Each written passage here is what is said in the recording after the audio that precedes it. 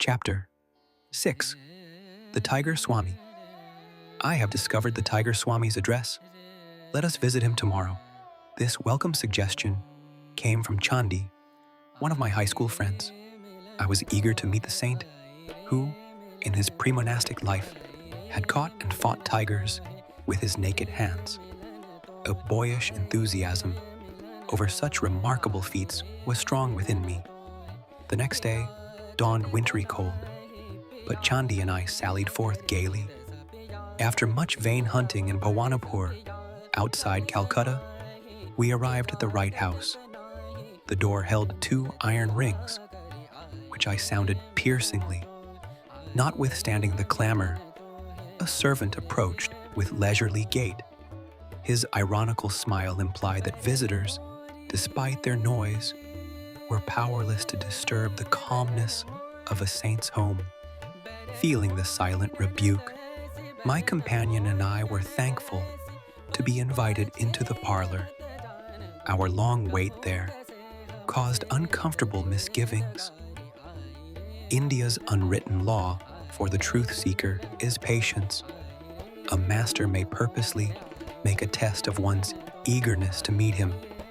This psychological ruse is freely employed in the West by doctors and dentists. Finally summoned by the servant, Chandi and I entered a sleeping apartment. The famous Sohong 6'1" Swami was seated on his bed. The sight of his tremendous body affected us strangely. With bulging eyes, we stood speechless. We had never before seen such a chest or such football-like biceps. On an immense neck, the Swami's fierce yet calm face was adorned with flowing locks, beard, and mustache. A hint of dove-like and tiger-like qualities shone in his dark eyes. He was unclothed, save for a tiger skin about his muscular waist. Finding our voices, my friend and I greeted the monk, expressing our admiration for his prowess in the extraordinary feline arena. Will you not tell us, please, how it is possible to subdue with bare fists the most ferocious of jungle beasts, the royal Bengals? My sons, it is nothing to me to fight tigers. I could do it today if necessary. He gave a childlike laugh. You look upon tigers as tigers. I know them as pussycats.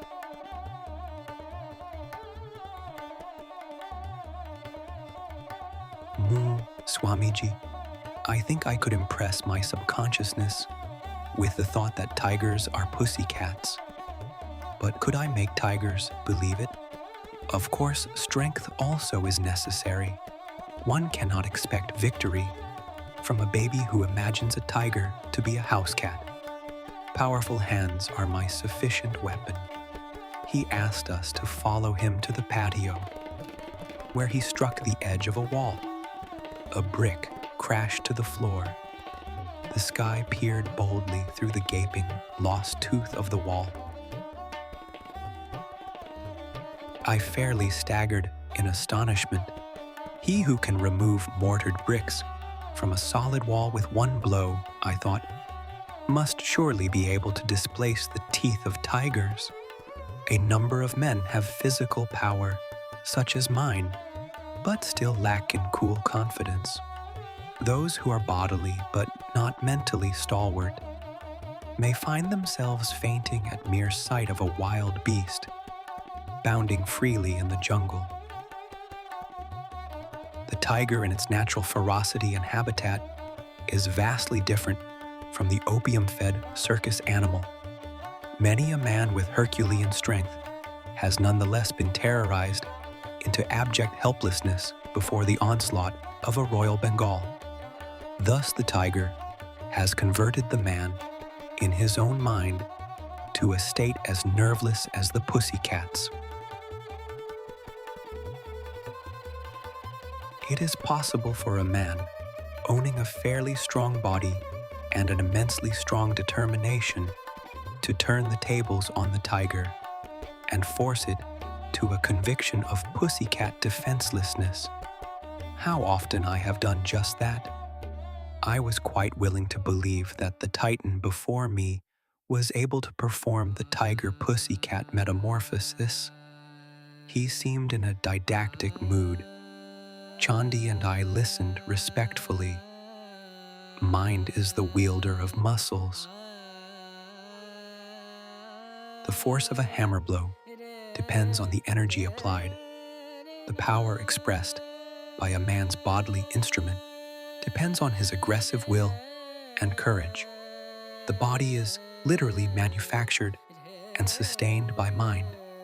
Through pressure of instincts from past lives, strengths or weaknesses percolate gradually into human consciousness. They express as habits, which in turn ossify into a desirable or an undesirable body. Outward frailty has mental origin. In a vicious circle, the habit-bound body thwarts the mind. If the master allows himself to be commanded by a servant, the latter becomes autocratic. The mind is similarly enslaved by submitting to bodily dictation. At our entreaty, the impressive Swami consented to tell us something of his own life. My earliest ambition was to fight tigers. My will was mighty, but my body was feeble. An ejaculation of surprise broke from me. It appeared incredible that this man, now with Atlantean shoulders, fit to bear, could ever have known weakness. It was by indomitable persistency in thoughts of health and strength that I overcame my handicap. I have every reason to extol the compelling mental vigor, which I found to be the real subduer of royal Bengals. Do you think, revered Swami, that I could ever fight tigers? This was the first and the last time that the bizarre ambition ever visited my mind. Yes, he was smiling. But there are many kinds of tigers. Some roam in jungles of human desires. No spiritual benefit accrues by knocking beasts unconscious. Rather be victor over the inner prowlers. May we hear, sir, how you changed from a tamer of wild tigers to a tamer of wild passions? The Tiger Swami fell into silence. Remoteness came into his gaze, summoning visions of bygone years. I discerned his slight mental struggle to decide whether to grant my request. Finally, he smiled in acquiescence. When my fame reached a zenith, it brought the intoxication of pride. I decided not only to fight tigers, but to display them in various tricks. My ambition was to force savage beasts to behave like domesticated ones. I began to perform my feats publicly, with gratifying success. One evening, my father entered my room in pensive mood.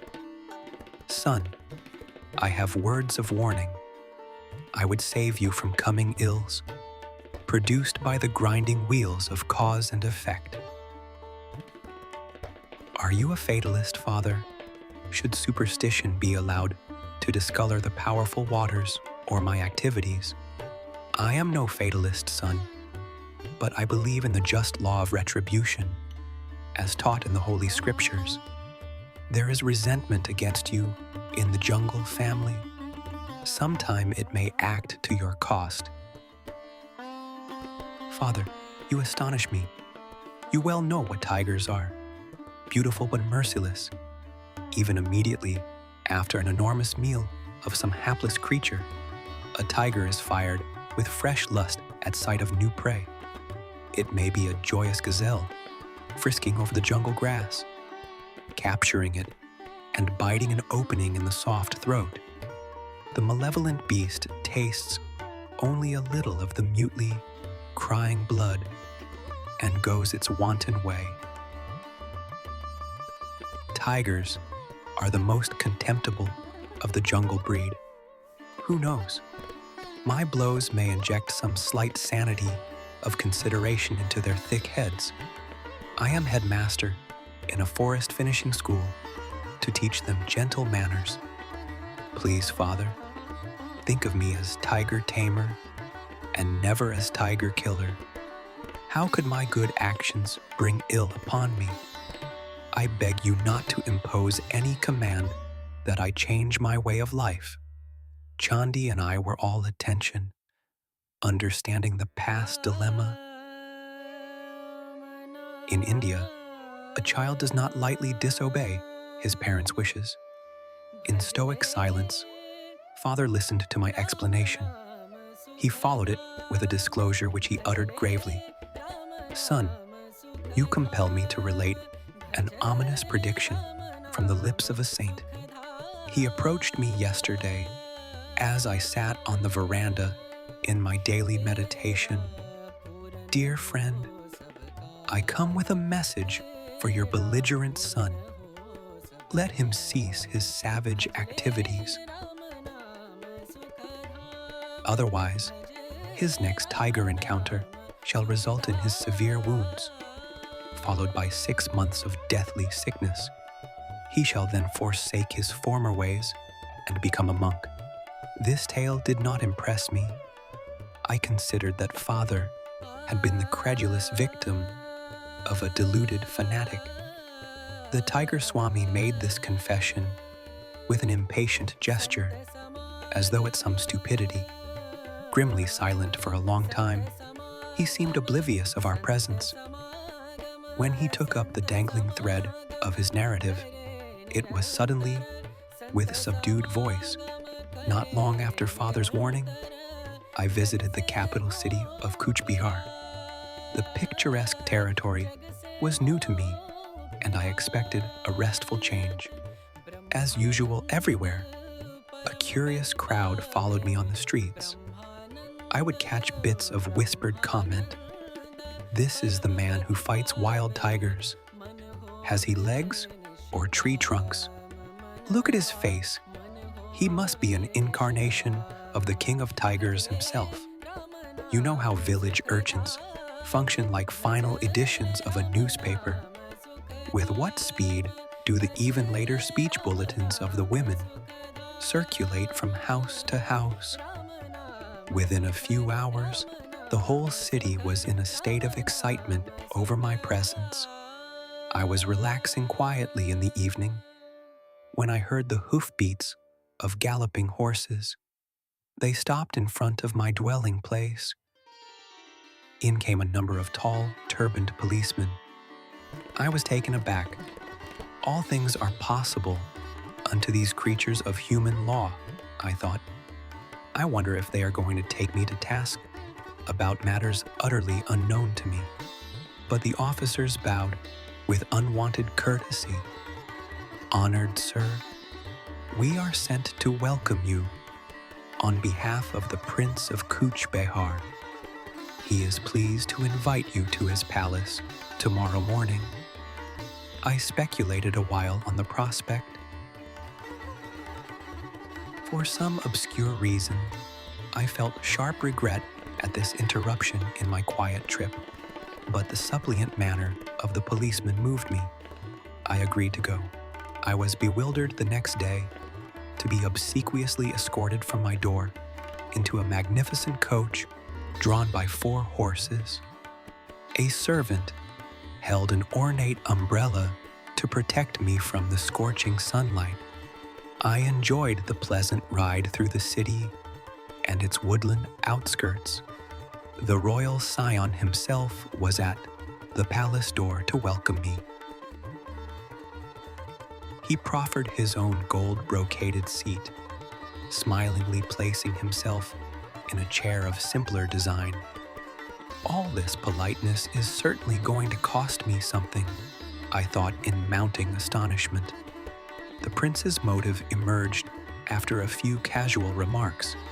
My city is filled with the rumor that you can fight wild tigers with nothing more than your naked hands.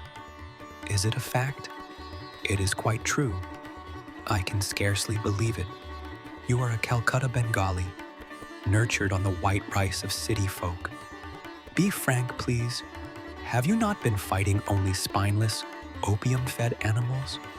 His voice was loud and sarcastic, tinged with provincial accent. I vouchsafed no reply to his insulting question. I challenge you to fight my newly caught tiger, Raja Begum. 6'2". If you can successfully resist him, bind him with a chain, and leave his cage in a conscious state, you shall have this royal Bengal. Several thousand rupees and many other gifts shall also be bestowed. If you refuse to meet him in combat, I shall blazon your name throughout the state as an impostor. His insolent words struck me like a volley of bullets. I shot an angry acceptance. Half risen from the chair, in his excitement, the prince sank back with a sadistic smile.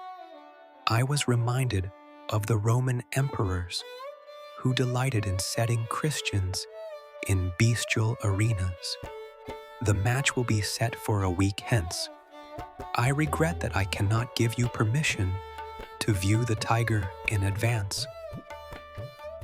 Whether the prince feared I might seek to hypnotize the beast or secretly feed him opium, I know not. I left the palace, noting with amusement that the royal umbrella and panoplied coach were now missing. The following week, I methodically prepared my mind and body for the coming ordeal. Through my servant, I learned of fantastic tales. The saint's direful prediction to my father had somehow got abroad, enlarging as it ran. Many simple villagers believed that an evil spirit, cursed by the gods, had reincarnated as a tiger, which took various demoniac forms at night, but remained a striped animal during the day. This demon tiger was supposed to be the one sent to humble me. Another imaginative version was that animal prayers to Tiger Heaven had achieved a response in the shape of Raja Begum.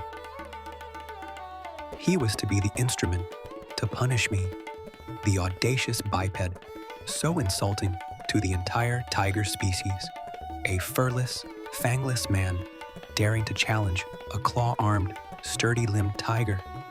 The concentrated venom of all humiliated tigers, the villagers declared, had gathered momentum sufficient to operate hidden laws and bring about the fall of the proud tiger tamer.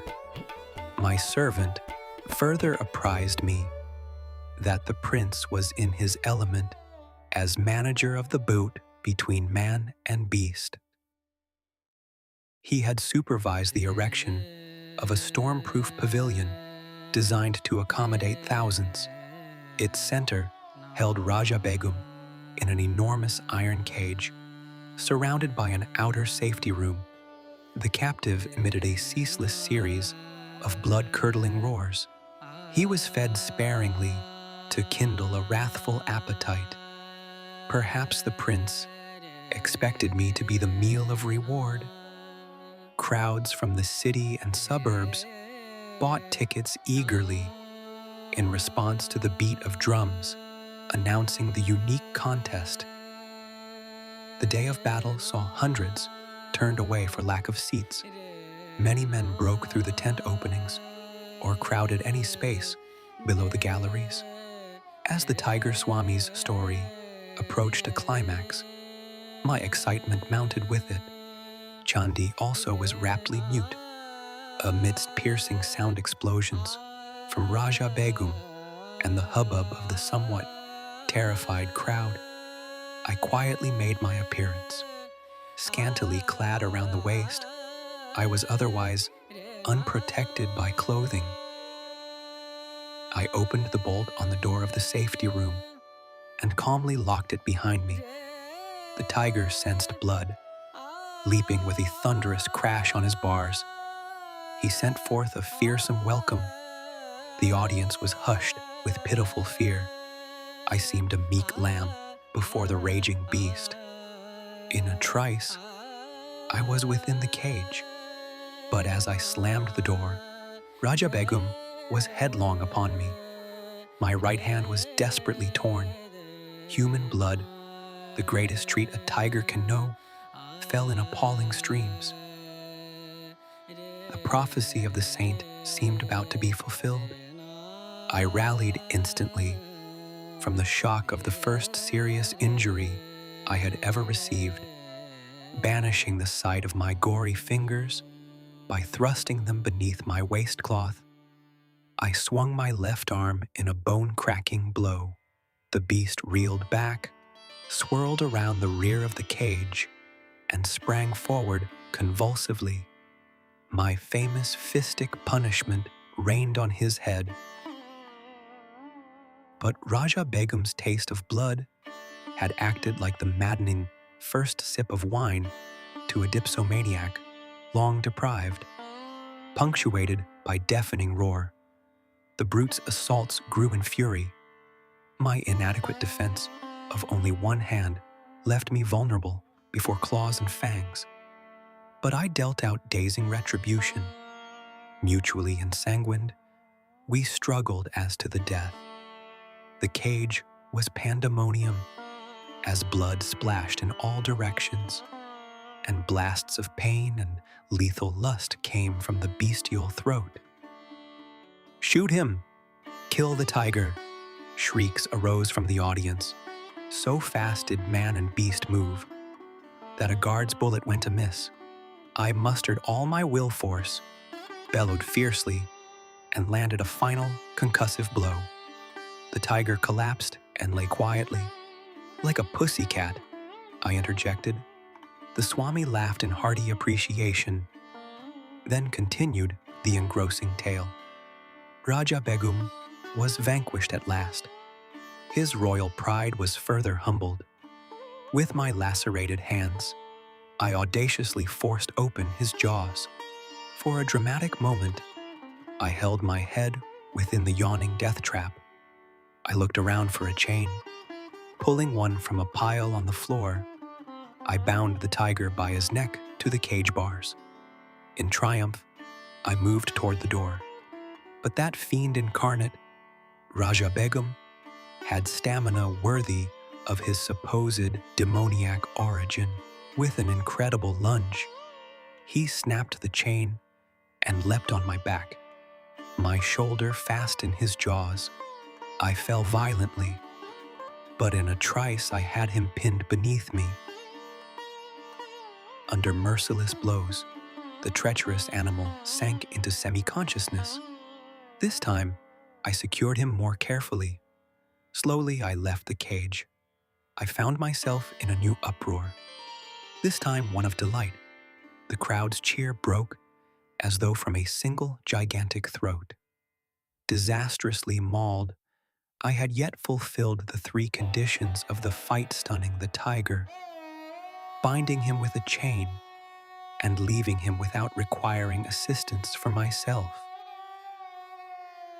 In addition, I had so drastically injured and frightened the aggressive beast that he had been content to overlook the opportune prize of my head in his mouth. After my wounds were treated, I was honored and garlanded. Hundreds of gold pieces showered at my feet. The whole city entered a holiday period. Endless discussions were heard on all sides about my victory over one of the largest and most savage tigers ever seen. Raja Begum was presented to me as promised, but I felt no elation. A spiritual change had entered my heart. It seemed that with my final exit from the cage, I had also closed the door on my worldly ambitions. A woeful period followed. For 6 months, I lay near death from blood poisoning. As soon as I was well enough to leave Cooch Behar, I returned to my native town. I know now that my teacher is the holy man who gave the wise warning. I humbly made this confession to my father. Oh, if I could only find him! My longing was sincere. For one day, the saint arrived unheralded. Enough of tiger taming. He spoke with calm assurance. Come with me. I will teach you to subdue the beasts of ignorance, roaming in jungles of the human mind. You are used to an audience. Let it be a galaxy of angels, entertained by your thrilling mastery of yoga. I was initiated into the spiritual path by my saintly guru. He opened my soul doors, rusty and resistant with long disuse. Hand in hand, we soon set out for my training in the Himalayas. Chandi and I bowed at the Swami's feet, grateful for his vivid outline of a life truly cyclonic. I felt amply repaid for the long probationary wait in the cold parlor. 601. Sohong was his monastic name. He was popularly known as the Tiger Swami. 602. Prince Princess, so named to indicate that this beast possessed the combined ferocity of tiger and tigress.